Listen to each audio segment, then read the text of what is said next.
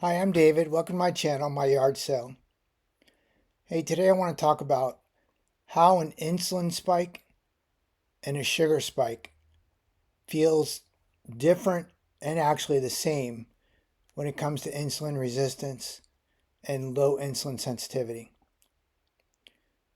So, a sugar spike for me makes it so that I just have to go to the bathroom a lot because my body realizes that what I ate was a bunch of carbs and sugar, and it tries to quickly process it through my liver. It makes me have to go to the bathroom, and I just go to the bathroom constantly till the sugar's out of my system.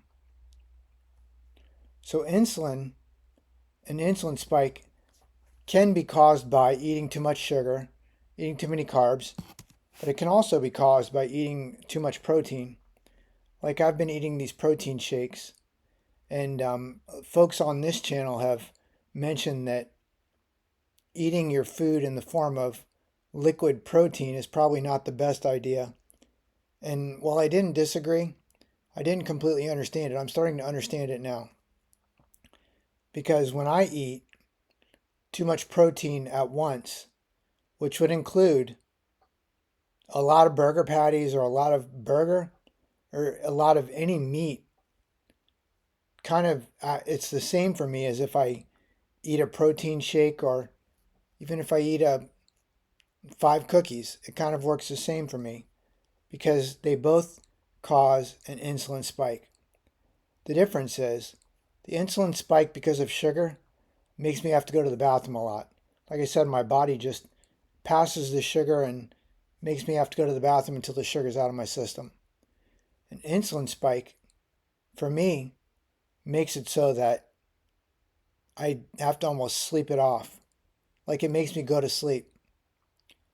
I think that most people wouldn't really notice the difference in an insulin spike, a sugar spike, or even the spike in general. I think most people wouldn't notice it. And trust me when I tell you, you're the lucky folks. But when you do recognize it, I think it's maybe important to try to figure out and understand, are you having a spike because of sugar or protein? Because they both can cause insulin spikes. And the insulin spike itself feels the same. I mean, it can be a little bit different depending on how your body is metabolically. For me, it's different. I'm not as insulin sensitive as I should be. I'm a little bit more insulin resistant.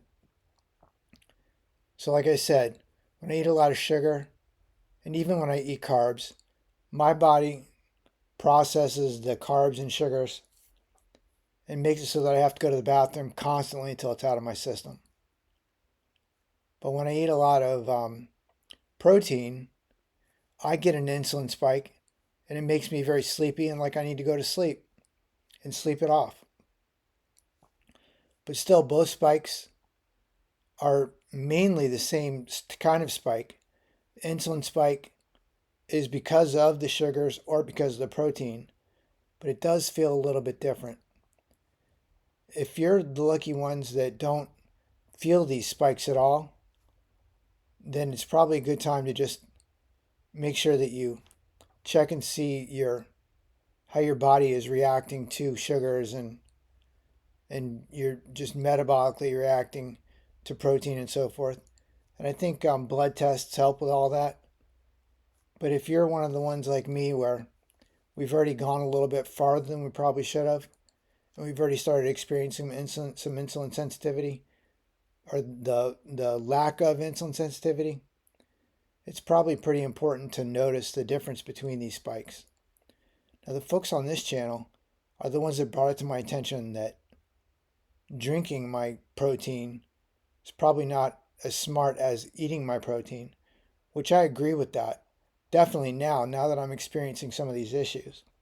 But what I am finding is that adding fiber into just my protein intake in general, however I'm going to add fiber, could be nuts, seeds.